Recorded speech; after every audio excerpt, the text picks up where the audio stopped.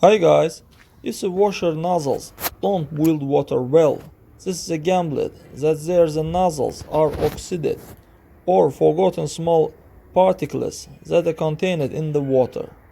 There are many ways to clean the nozzles: mechanical, such as with a needle, and various liquid, such as cola. Friend, don't need to dismantle the entire systems. Waste time on this.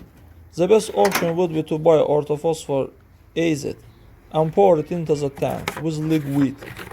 Dilute the liquid and use the entire tank until the entire system is cleaned. We drive this way for a while, and soon you will see how the windscreen washer nozzles began to boil water better. That's all guys, subscribe to our channel and don't forget to like.